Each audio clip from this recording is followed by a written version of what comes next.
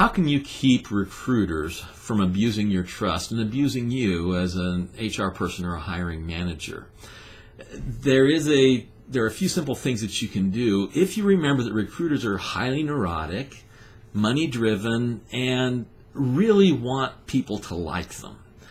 If you remember those things, you can use their proclivities to train them to fill your jobs before they fill anybody else's. A couple of things. First of all, it seems like a no-brainer, but get an expert. Find a recruiter who at least knows your geography or knows the field that you're trying to recruit in, so that you know that they'll be able to find someone. This doesn't necessarily mean it's the person who's well known by everybody in the industry, because one of the problems with that is that they can't recruit out of companies that they're already doing business with. So they might not be able to recruit the best person for you if they are the biggest and have been around forever and have 40 people working for them.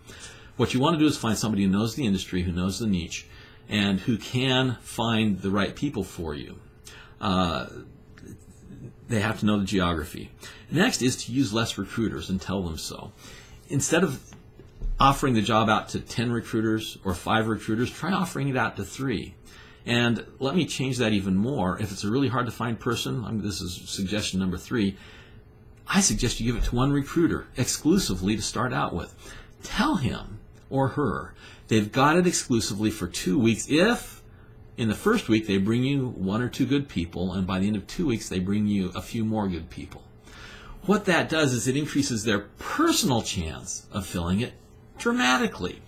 All of a sudden, instead of just going to their database and looking through and going to Career Builder and Monster and just looking through the people that are there, they're going to say, ooh, I need to check with everyone I know who might know someone who can do this job. I've got it exclusive for a week. I've got to bring them 1 or 2 good people. I've got it exclusive for 2 weeks then. I've got to bring them 4, 5, 6 good people in 2 weeks.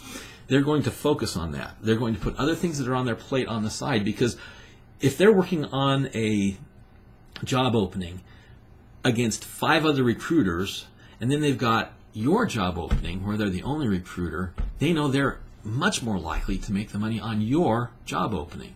So having one recruiter, giving them an exclusive for 2 weeks, expecting results by the end of the first week, is the best way to get help on a difficult to fill job.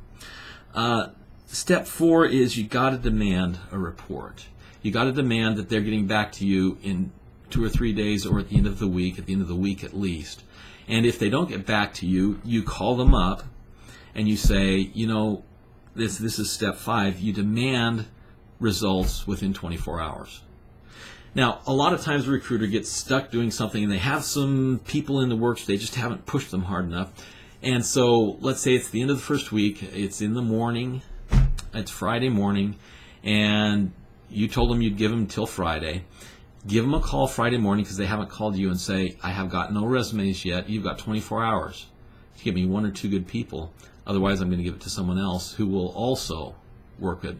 And I'll still take people from you, but I'm not going to let you have it exclusively. That can be one heck of a motivator for a recruiter, to get them to make those final calls that they needed to pull all the stops out and getting hold of the last few people so they can actually submit someone to you. Then, if they don't get back to you with a few people that first week, or the right people by the end of the second week, consider getting one more recruiter involved. And telling that recruiter, here's what's happened. They're not producing people. I'm going to give this to you exclusively. If they bring me somebody, of course I'll take them, but this is yours exclusively. I'm not going to call anybody else. And you just start that process again. So the 6 steps are to get someone who's an expert by either geography or niche. Use less recruiters. Instead of 5 or 6, use 2 or 3. And even better, step 3 is to give a 2-week exclusive with a 1-week checkpoint to one recruiter. And then step 4 is to demand a report. And if you're going to get rid of the recruiter, give them 24 hours. Tell them you got 24 hours to produce or you're gone. And then if you decide you need to get rid of them, add one person. I'm Brian Diltz. My company is AGI Diltz & Associate. Our website's www.diltz.us. I've been recruiting for 22 years, and I've seen this work. Have a good day.